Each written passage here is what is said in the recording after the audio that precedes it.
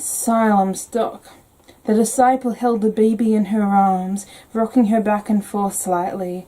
The girl was wrapped in a pale blue blanket, sleeping peacefully, the dreams in her head filled with colors and mayhem. The signless, who sat next to the disciple on a hard wooden stool, held the baby's tiny, delicate fingers in his hands. "She is perfect," the disciple said.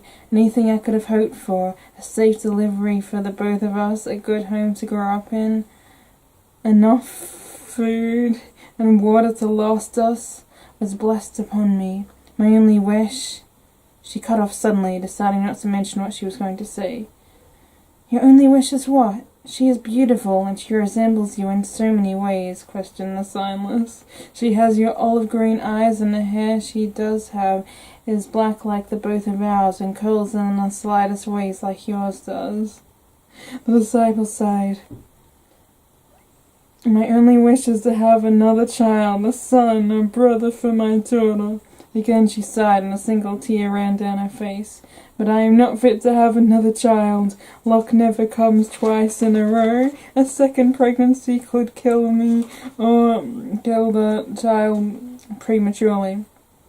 I do not want to go through with the pain of losing a child, and I do not want you to go through the pain of losing me. I want to be there for my daughter, raise her, watch her grow up." The signless let go of the child's hands and wiped the tears from the disciple's face. He held her head and softly kissed her pale red lips. The disciple brandished a weekend smile, and all her worries left her train of thought. The signless spoke. "Her name shall be Nepeta, after the pretty flowers that bloom in the summertime." "What?" "Oh, because she resembles you so, and it was through you we were blessed with a healthy child. She shall take your name, Legion." And as the signless held the disciple's hand, they smiled at each other, crying tears of happiness and joy. It's so beautiful. What I don't get is Cockhead and Nepeta's ancestors, so why would I ship them if I was shipping their descendants? Anyway. It was the early hours of the evening. The sky above London was covered in a brilliant sunrise of reds and oranges and shades of pink which ran along the horizon. This was all except for one corner of the town, where it was already dark, where it was always dark, the place that never saw sunlight. It was the back streets where peasants and thieves roamed alike, kneeling against a stone wall in the dirt and grime, wearing nothing but rags, shivering in the cold, was a small boy. He was nothing but skin and bone, covered in scratches and bruises and scars. His messy black hair stuck out in all directions, filled with filth and lice and dandruff. Rats ran amongst his bare feet, and flies hovered around him, his arms around his knees curling up in a small ball, trying as hard as he could to blend into the night. His skin was itchy from the fleas, which was seemingly everywhere.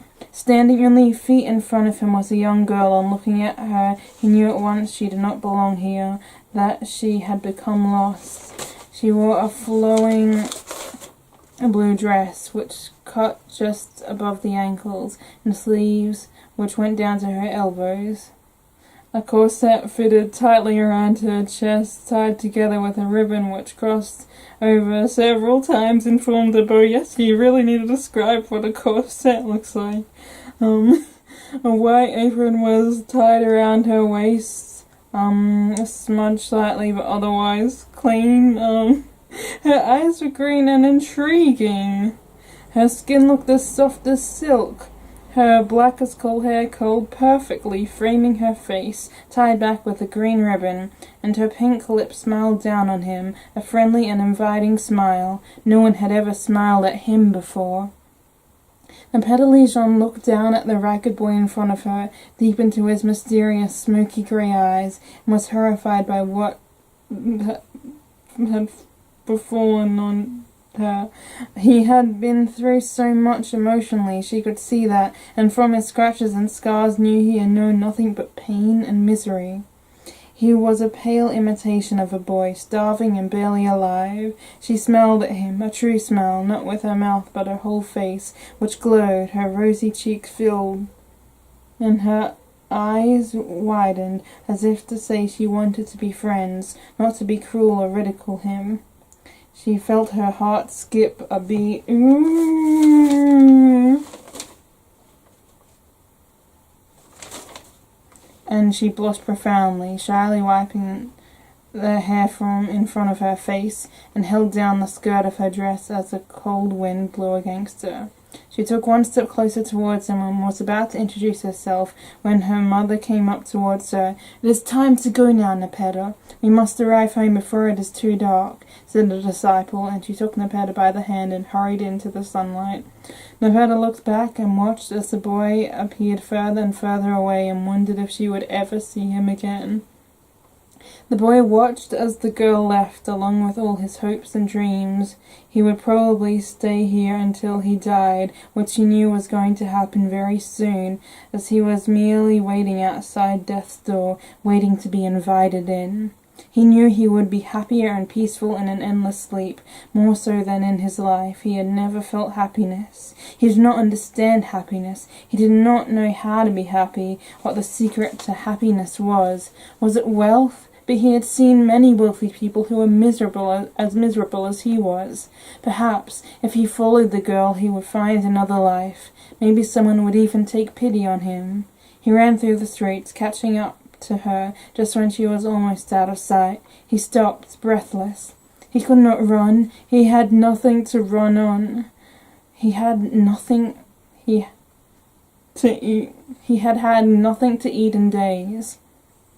As he looked around him, he could see the landscape changing. Proper houses lined the streets. No one wore ragged clothing, the women in dresses and men in suits. Nepeta could have sworn someone was following her as she made her way home, and as she approached the carved wooden sign of the asylum. Asylum! That was her home. She did not live in the asylum, but her parents had owned it and looked after it for years, and it was where their living quarters were. What? That contradicts yourself now. Okay, but she's not crazy. She just lives next to an asylum. Her mother turned a large fancy key in the lock of the door, and they stepped. Is there more to this? This is getting eerily familiar, and eerily reminds me of the origins of Helena and Philip's backstory. I'm pretty sure I might have developed Helena and Philip's backstory based on this fan fiction I made. Because Philip's backstory was that he was from a poor family that was basically living on the street. And yeah, this has sort of changed a bit.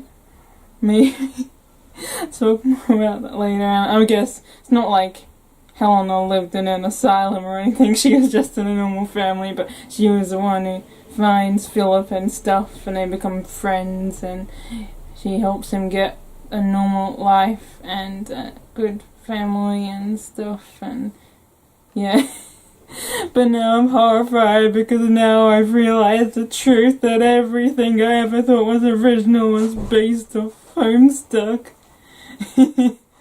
First my fan trolls, and now my actual story. I'm just gonna cry for a while now.